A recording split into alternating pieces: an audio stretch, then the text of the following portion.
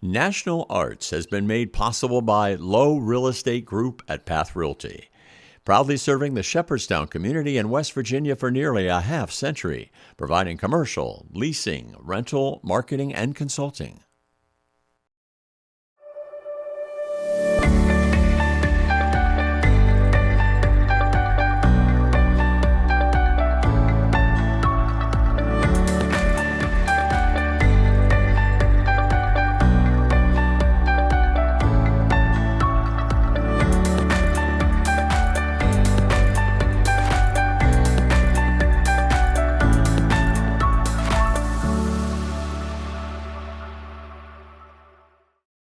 Hi, I'm Mike Baker, and welcome to National Arts.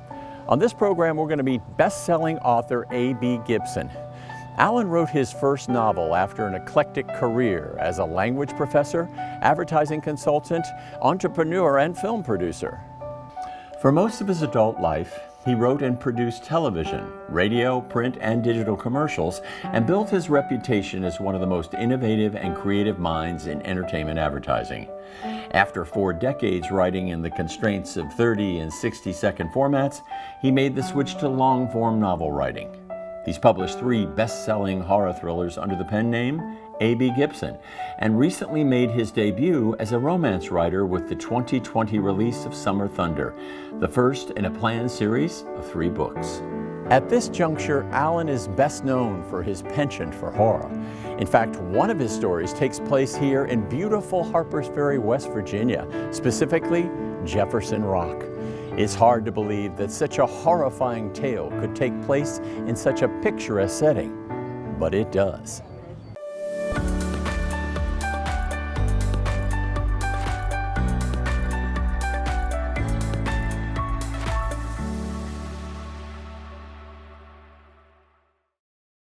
Well, my writing probably began about the time I could hold a pencil and start writing in block letters.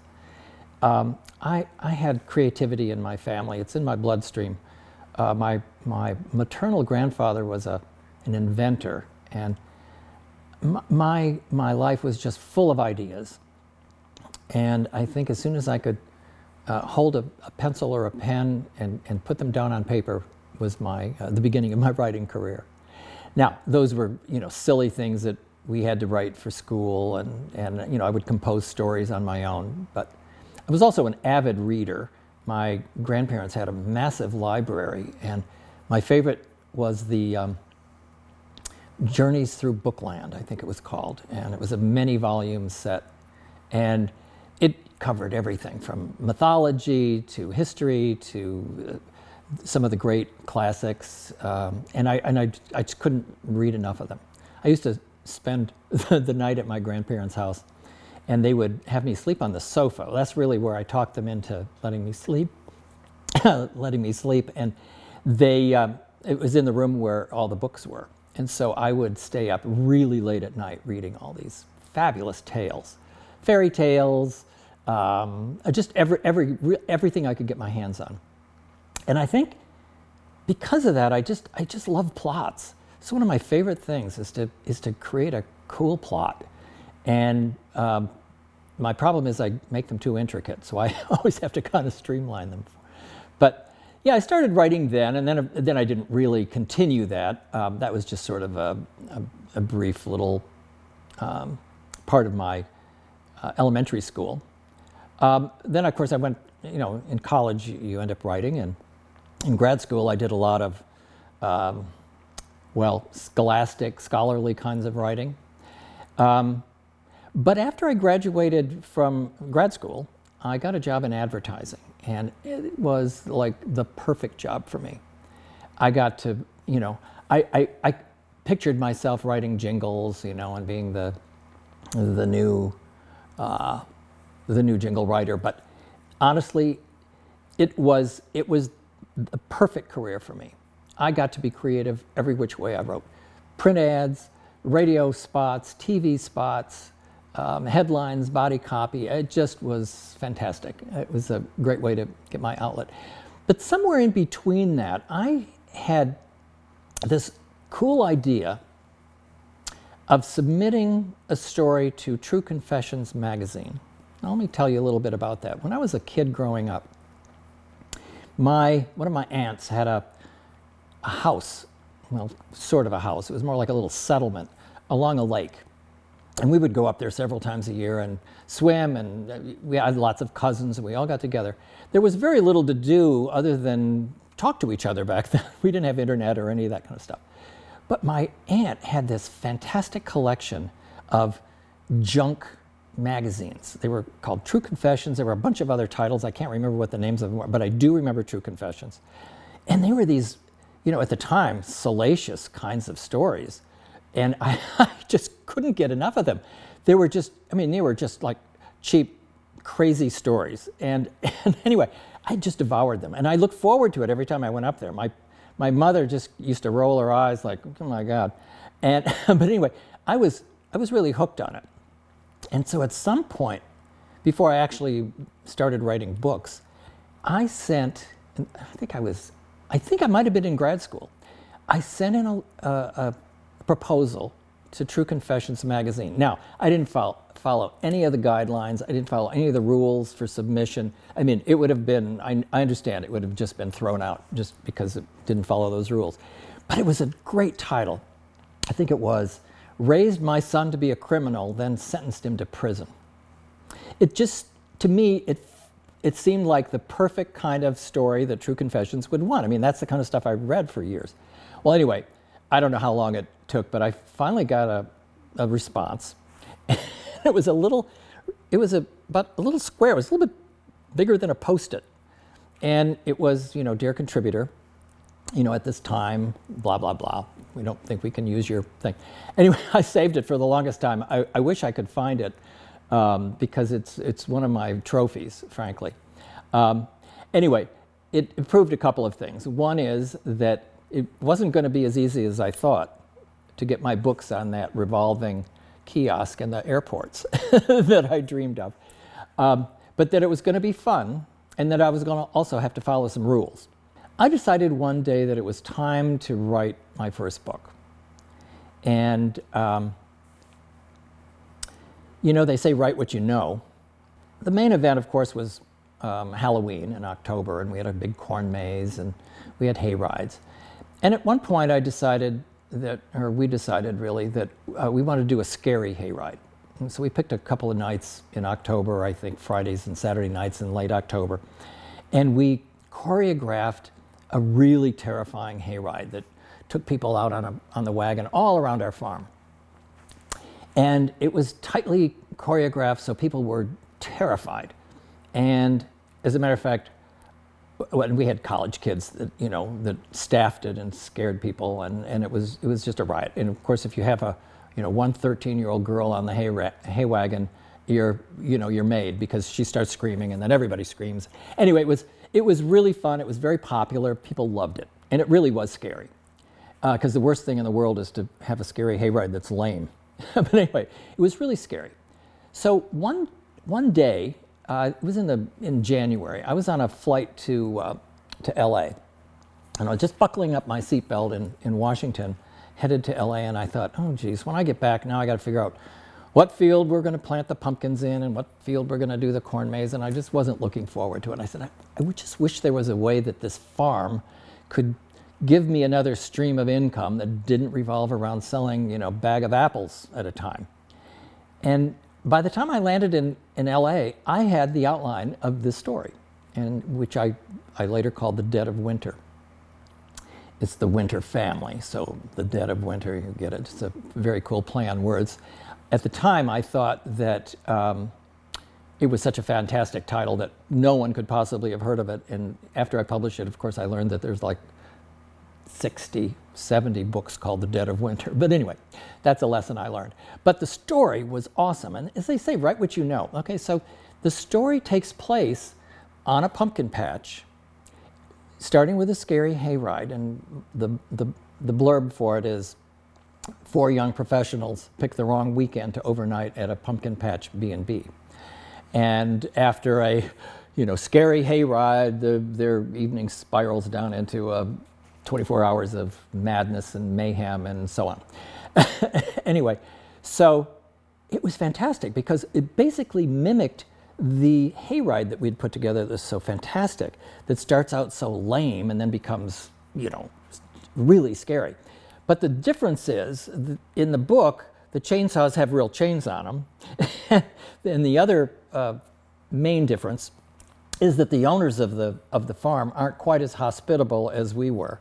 And so, they end up being maniacs. And anyway, hilarity ensues. I love the story. It's you've seen it a million times as a horror movie. As a matter of fact, Kirkus Reviews said that, this is tailor-made to be a horror movie. And coincidentally, it is in production. I have a producing partner in Hollywood, and we are in the final stages of getting this movie shot. Of course, it's going to have a different name, and a lot of things will be different about it, but it's still the story, The Dead of Winter, based on my first book that takes place on our farm. I love writing dialogue. That's one of my favorite things, because I like to write dialogue the way people actually speak.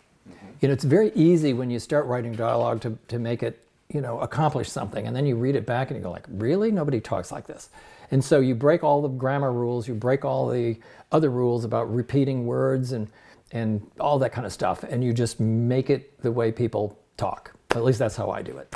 Anyway, and I just love doing dialogue. And part of the sophistication that I kind of like to think I bring to a book is really comes across in the dialogue, because Ma, for example, in The Dead of Winter, this, I call her the psychopath, she draws people in because she's homespun and folksy, and she relates to people, and they like her, they love her, actually. She's syrupy, sweet, and all this kind of stuff. And you've got to pull that off to make them love her. And then she, becomes a completely different person when she's confronting you with a meat cleaver. And her dialogue completely changes from being very careful and folksy and polite and hospitable to being foul-mouthed and bossy and mean. So anyway, it's fun to do. I love that part. Vocabulary is it's kind of a tricky thing for me.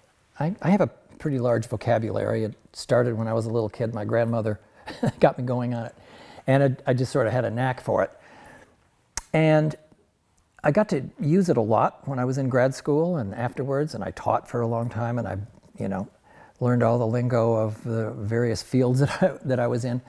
But when you're writing, the smart books that you read about writing is don't use big words. Pare it down. If there's a word with 4 syllables, find one that has 2.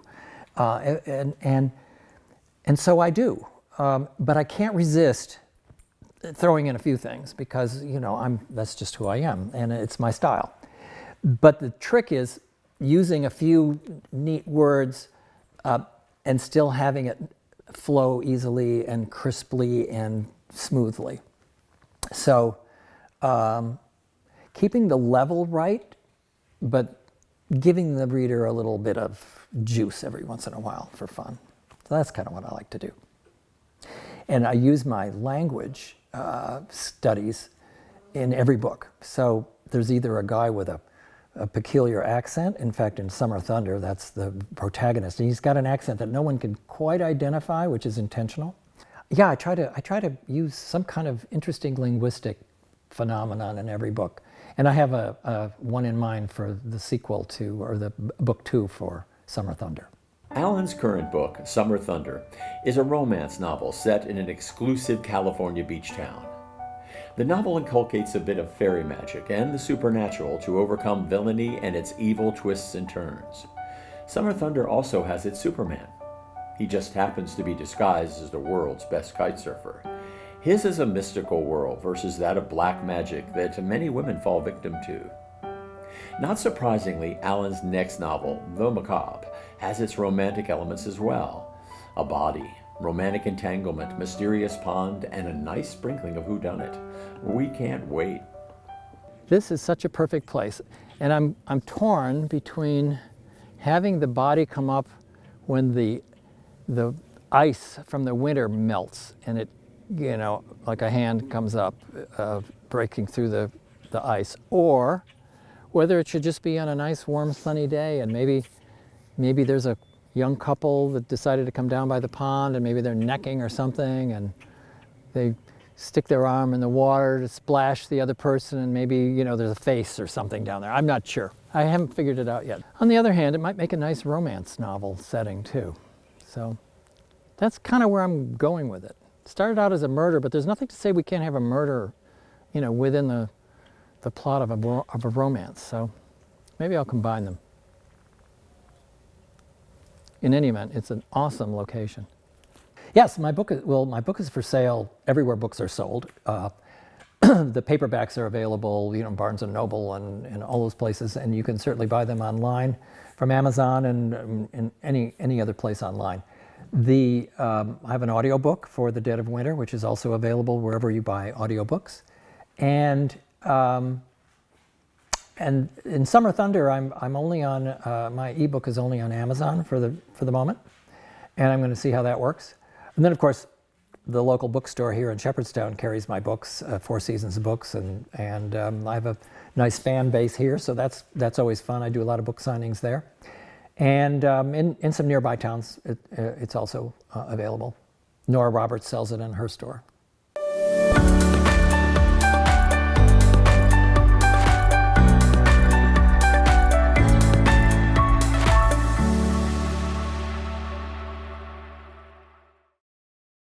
Our next guest is Rosemary McKee. Rosemary McKee's embrace of art opened a window in her life at a time when doors were closing and darkness prevailed. Rosemary is a disabled individual with limitations, but her canvases have no boundaries. She began studying independently and experiencing what nature had to offer.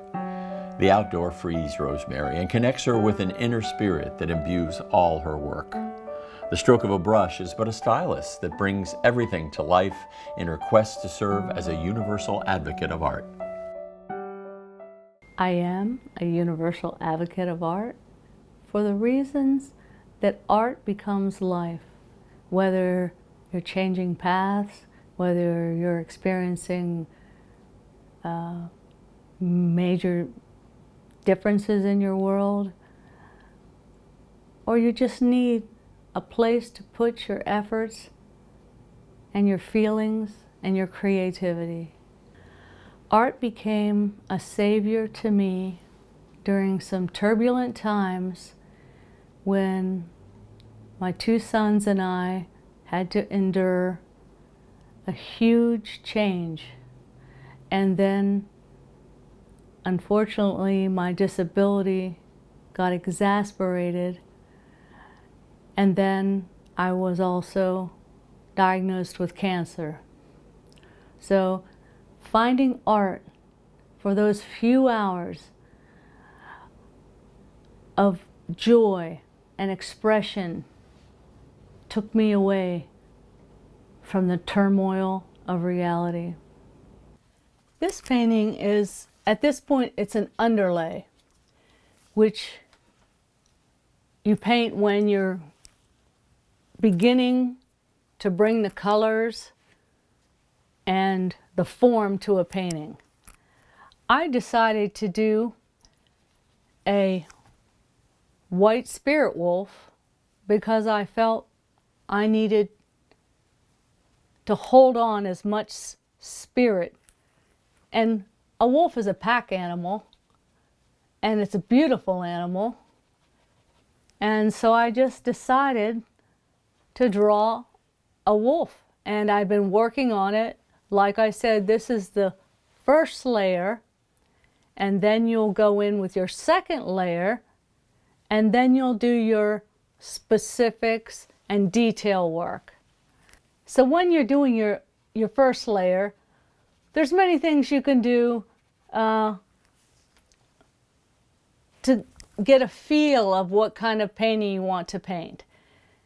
And it never looks good, but you start to build upon the painting, and you start to see what you want to come out and what is not necessary. So I felt this wolf, who is a spirit animal, who is a pack animal, needed to be strong, but also have gentleness, which drew me to the night blue glow around it. The stroke of a brush means the ability to open up yourself, your lungs, your heart, your imagination, and just realize that the venue of art can bring you such joy and comfort in times of need, times of worry, and just times of where you don't know really where you are. When I began to paint, I would paint simple things, trees and flowers, and along the way they got more complicated and more intense, and the drive within me grew. I have tried still art. I have even tried a few human photographs, but my true love is nature, for it is so subjective and it brings out so much of your own spirit that I can't tell you the lift it brings to me. As I became passionate about painting, I truly wanted to move to the next level, which meant to understand and to learn some of the basics from a true artist. Fortunately, I am friends with a university artist, and she has been guiding me through the beginning stages of how to paint properly. And it is a challenge, but I am enjoying it, and I do believe my paintings will get better now that I am taught the proper way to paint. This painting I actually did by a step-by-step tutorial lesson, but I found that the bridge to tomorrow had to be filled with light and hope, and even the journey to that place. And I just loved it. And I don't know if I did it justice, but it is one I kept. So it is passionate to me. Rosemary's idea of how to overcome the uncontrollable uncertainty in today's COVID-19 world is to find an outlet. She created such an outlet for Christians during the Easter season by clearing out acres of brush and freeing the forgotten stations of the cross from nature's overgrowth. Parishioners now could walk the way of the cross during the holiest days of the year. As the virus began to impede more and more on everyday life, there was something that was meaningful to me in this time of Lent, and that was having a space of solitude, contemplation, and just peace. So I decided to build up the Stations of the Cross, which was all overgrown, and the borders were not clear. And so I spent a week building borders, cleaning the path, and establishing a space for all people to come and take a walk and just enjoy nature without threats, and be in solitude or with groups and get something nice out of this time.